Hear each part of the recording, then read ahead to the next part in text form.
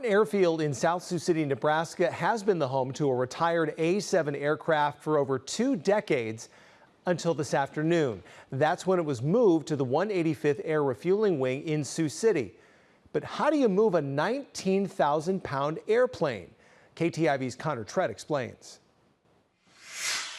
This retired Vietnam-era A-7 aircraft has been sitting at the Martin Airfield in South Sioux City, Nebraska since 2003. Now, it's scheduled to be refurbished at the 185th Air Refueling Wing, but it's too tall to practically transport on the ground. It has no motor, so it can't fly, so the 185th went with the next best option.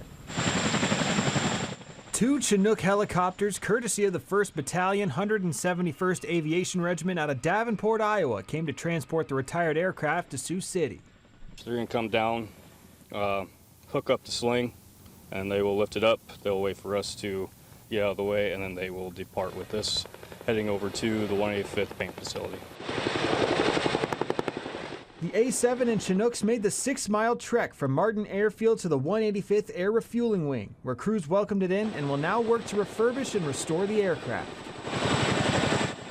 We're going to take this plane and we're going to revamp it by taking it into our sheet metal shop, repairing any kind of rust or any kind of corrosion that's maybe happened while it sat out in the pasture out in Martin Field. Then it'll go into our paint facility over here.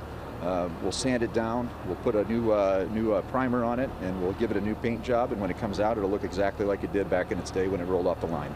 And once the A-7 has been fully restored to its former glory, it will prominently sit right here in front of the Bud and Doris Day Interpretive Center in the Siouxland Freedom Park in South Sioux City, Nebraska. This is a very large portion of our history. You know, the base has been there for a long time. Bringing that piece, you know, and a lot of guys like to visit parks and see weapon systems, whether it's a howitzer or an airplane. This is an all-state effort to get that over there. That is going to represent not only the unit, but all the airmen and veterans of the state, to the tri-state area really, in Freedom Park, and we'll enjoy it for years to come. Restoring a piece of Siouxland's history in South Sioux City, Nebraska.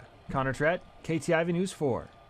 There's no timeline for the A-7's refurbishment, but once it is done, the aircraft will be airlifted from the 185th Air Refueling Wing to Siouxland Freedom Park in South Sioux City.